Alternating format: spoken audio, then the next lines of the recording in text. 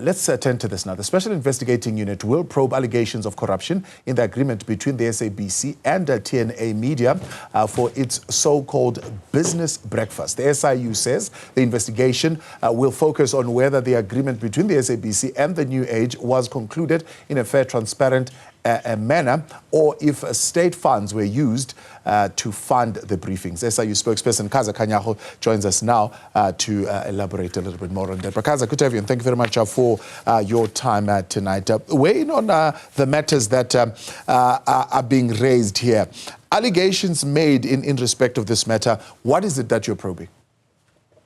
Thank you very much, and good evening to your viewers, Thabo. In this particular instance, we've got two proclamations. The one is the one that you're talking about, and we are going to be looking into the contract itself between the SABC and TNA Breakfast. But this one is now going further and looking into all the institutions of government that were involved in the funding of this breakfast.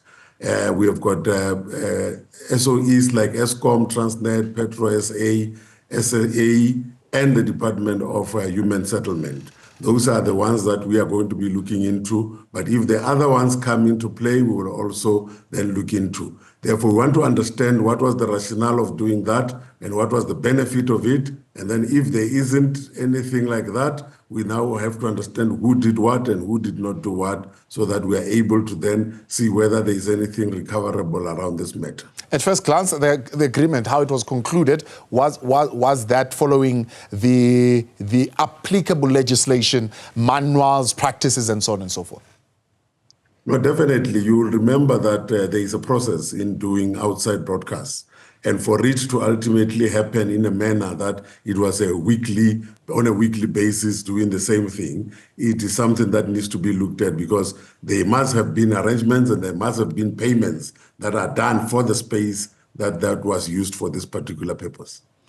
Now, you mentioned resources that would have been used. Did the public broadcaster itself use its own resources? Was the expenditure that would have incurred from the public broadcaster itself? And then we'll talk about the affairs of Eskom, Transnet, and Petro SA and how they fit into this.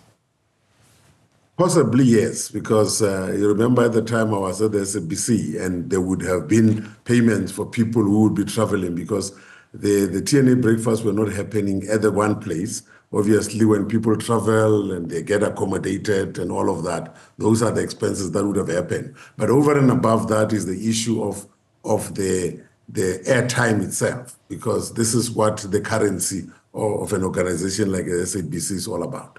Yeah. And how do these other entities fit into this? Yes, then as part of this arrangement, then we would have a SOE or a government department being the one sponsoring a specific day. Let's say this week it is sponsored by Eskom, next week is sponsored by Transnet, and so on and so on. Therefore, those were the arrangements that were made between those organizations and the TNA itself. Therefore, we need to understand, were there any agreements that were entered into? What are the agreements saying, and how much was spent on this? Yeah. Is the allegation that the sponsorship, so-called sponsorship, would have not made it to the SABC? Was it meant to benefit the public broadcaster at all, or did all the funds end up going to TNA?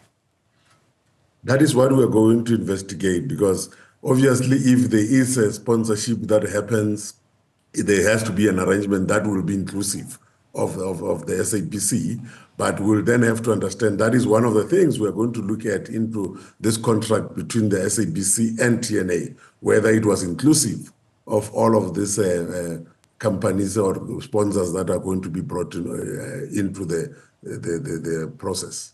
Now, what we would have heard from the Commission of Inquiry, of course, is that there could have been other instructions coming from board members, other instructions coming from politicians, or other instructions coming from other individuals who might have not even be in government or even working for the SABC. Who are the players? Who are you investigating? Who could have issued, for example, particular instructions here?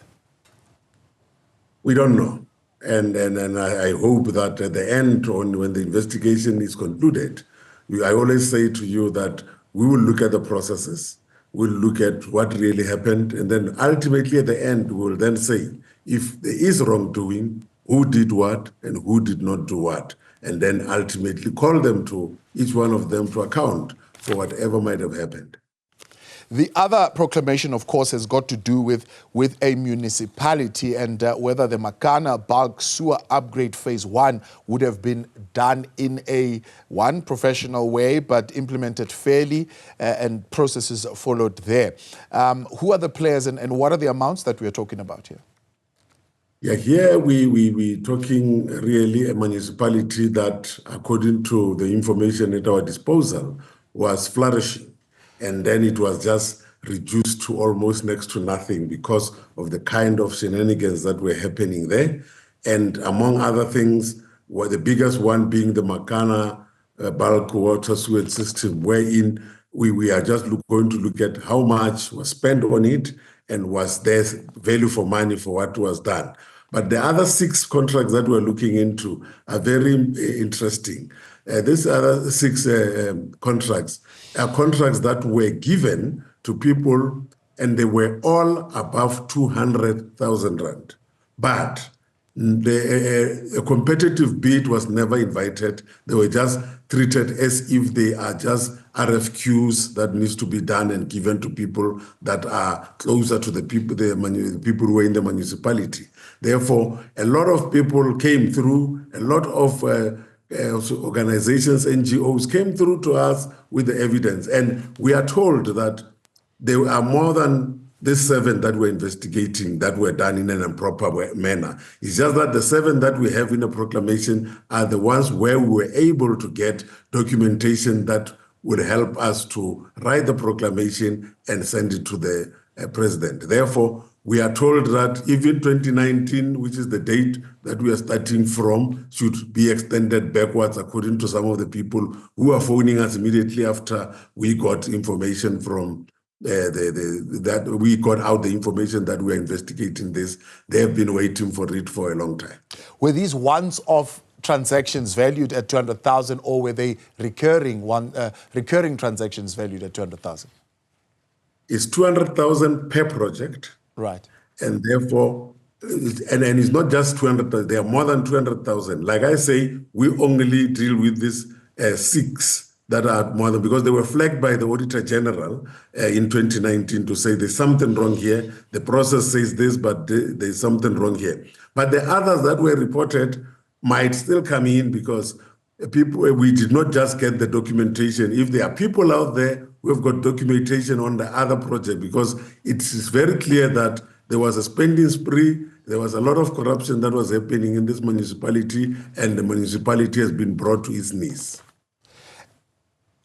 The chances of recovery in any of these particular matters, for example, around the TNA briefings, around the Makana contracts, what are the prospects of recovering any of those amounts? Recovery is one part. We hope we can recover from one point to one place or the other. But the biggest issue here is to make sure that people who made those decisions are held to be accountable. And if they need to pay themselves because of the decisions that they would have made, that would happen. Therefore, but over and above that, if there is criminality that would have happened, then we take it further, because we have got to deal with these issues so that they are not repeated. Because if there's no consequences, therefore, these things will be repeated in future.